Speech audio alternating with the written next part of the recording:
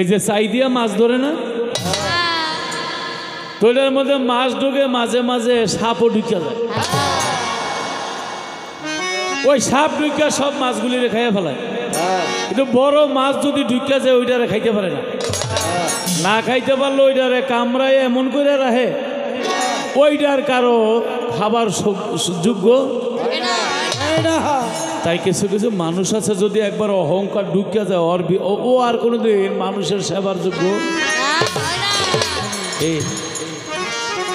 সুলাইমান নবী দোতলার মধ্যে বসা, দেখে কি এক বেলায় মাছের খাড়ি মাথার মধ্যে লইয়া রাস্তা দিয়ে যায় আর টিপ টিপ টিপ টিপ করে, এই ছেলেরা এই কথা বলবি না। মাছের পানিগুলি গায়ের মধ্যে পড়ে। সুলাইমান নবী কয়, সি সি সি, মানুষের শরীরে মাছের পানি পড়ে, এই বেলার কি ঘৃণা লজ্জা নাই? আল্লাহকে ফেরেশতারা রে, আমার সুলাইমানের ভিতরে অহংকার ঢুকিয়া গেছে। সুলাইমানেরও আমি বানাইছি, মাছও আমি বানাইছি, মাছের পানিও আমি বানাইছি। ও ঘৃণা করলো, এই মাছের বোঝা আমি একদিন ওর মাথার মধ্যে উঠাবো। সুলাইমান নবীর নবুয়তের পাওয়ার ছিল হাতের আংটির মধ্যে। এই আংটি খুললা গোসল করতে গেছে। এই ছেলেরা ঘাবড়ায় কিন্তু দাঁত ফেলাই দিয়ে মুখে দিলাম, বেয়াদবি করবো না। বেয়াদবের জায়গা পৃথিবীর কোথাও নাই। এটা একটা অলির দরবার। তোমাদের হাতে ধরি, পায়ে পড়ি, এগুলি করো না। দাও বিকাশে পাও দুইটা পাড়ায় দর করে। আমরা যখন গানের মধ্যে থাকি লাগে পায়ে ধরতে রাজি, তবুও কেউ যেন বিশৃঙ্খলা না করে। অনেক বড় বড় পণ্ডিত অহংকার করে ধ্বংস হয়ে গেছে গা। কি 9.5 লক্ষ বছরে আবাদত করে এই অহংকারী করে ধ্বংস হয়ে গেল গা। আচ্ছা আপনারা বলেন তো, শয়তানের সাথে আর আল্লাহর লোকে কাইজারা কিনিয়া আল্লাহ বলছিল সেজদা দাও, শয়তান কইছে আমি দিতাম না, ওরে আমি বানাইছি, আমি ওরে সেজদা দেব। একটা কারণে তার 9.5 লক্ষ বছরে আবাদত শেষ। সুলাইমান নবীর আংটি রাইখা গোসল রুমে ঢুকছে, আর সুলাইমান নবীর মতন এই চেহারা একটা জিন আইসা আংটি বইরা সিংহাসনে বইসা কয় আমার হাত পাও টিপ। অন্য অন্য জিনরা তো মনে করে এরা সুলাইমান নবী। আসল যে সুলাইমান বক্তব্য দিতেছে, এই রাজ্যের মধ্যে একটা 2 নাম্বার সুলাইমান ঢুকছে। ওরে যেখানে পাবি পিডাইয়া 14 মেরে লাগবি। সুলাইমান নবী তো আংটি খুঁজা খালি খোঁজতেছে, আর ওই জিনেরা কয় এখানে বলে 2 নাম্বার সুলাইমান ঢুকছে, এইটাই মনে হয়। হাই হাই রে, মারতে মারতে 14 মেরে লাগছে। এখন সুলাইমান নবী বুঝা লাইছে যে আমার আংটি যেহেতু নাই, আর একটা সিংহাসনে বয়ে রয়েছে, আংটি নেই, আমার পাওয়ারও নাই, সামনে গেলে বাকি জীবনটাও যাইতে পারে। রাত্রে হাঁটতে হাঁটতে মনের দুঃখে এক জেলের বাড়িতে গিয়া বারান্দার মধ্যে বসে, ক্ষুধা লাগছে না, খাওয়ানো তো খাই নাই। জেলে সকালবেলা মাছ ধরতে যাইবো, আয়ার দেখে একটা লোক বারান্দার মধ্যে কয় আপনার নাম কি? অনেক কয় আমার নাম কি আমি নিজেও জানি না। নাম কইলে যদি আবার মারে। বাড়ি কই? কয় তাও জানি না। মা বাবাকে? হেও জানি। কয় তাহলে কি চাও? কয় আমার খুব ক্ষুধা, আমার একটু খাওয়ান দিবে। কয় ঘরের মধ্যে কাঁচামরিচ আর পান্তা ভাত আছে, কয় একটু দেন। হায় হায় রে, বাসাই খাবার খায় না, ক্ষুধা লাগলে কাঁচামরিচ পান্তা ভাত পেট বইরা খাইছে। খাওয়ার পরে গেলি না, যেই লোকটা আমারে খাওয়াইলো এই লোকটা তো সেবা করতো। কয়তো আপনি কই যান? কয় মাছ ধরতে যাই। কয়তো আমার লোকে লুয়ে যান। কয় যাবেন আপনি?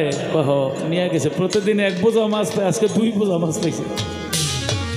যে লেভেল হয়েছে 1 বোঝা, তাহলে আরেক বোঝা লইব কি? সুলাইমান নবীকে আমার মাথায় উঠে দে। ওই মাছের খালি লইয়া রাস্তা দিয়া যায়, আর আল্লাহকে ফেরেশতারে সুলাইমান অহংকার করেছিল। আমি আল্লাহ বলেছিলাম এই মাছের খালি ওর মাথার মধ্যে উঠামু, কেমন লাগে? খাড়ি লইয়া রাস্তা দিয়া যায়, আর মাছের পানি শরীরে পড়ে যায়। সুলেমান নবী কয় আপনার মতো লোক দেখতে সুন্দর লাগে, আমার বাড়িতে চাকরি মানায় না। কয় না, আপনার মতন মনিব আমি আর পাবো না, আমি আপনার বাড়িতে থাকতেছি।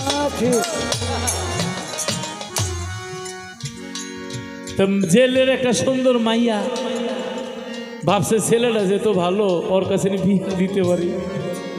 আর সুলেমান নবী ওই যে আংটি, যেই দৈত্যর হাতে একটা সময়, আমি লতিফ সরকার আর একটা শিল্পীর চিনি না, যতই ব্যস্ত হোক চিনবো না, তো জিনে জিনে চিন্তা লাইছে যে এটা তো অরিজিনাল না, এটার কথাবার্তা চলন ফিরন যা দেখা যায় এটা মনে হয় ডুপ্লিকেটটা।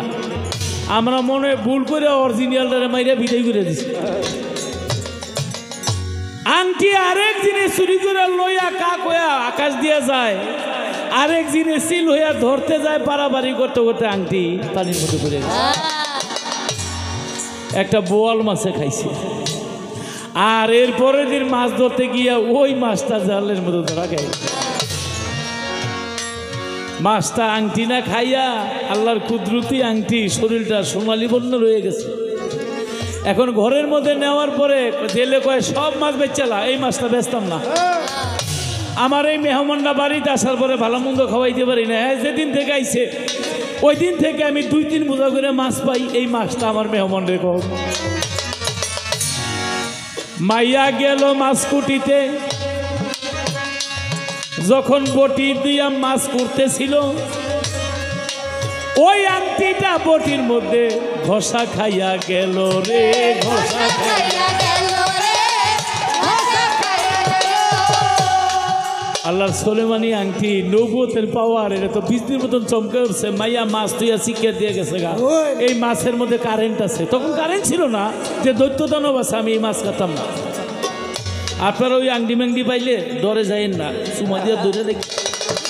আমার মা বোনের সামনে গান শুনতেছে, চিৎকার দিয়ে বাবারে ডাকছে, বাবা আইসা থেকে বডি লাগাইলেই খালি আগুন উঠে।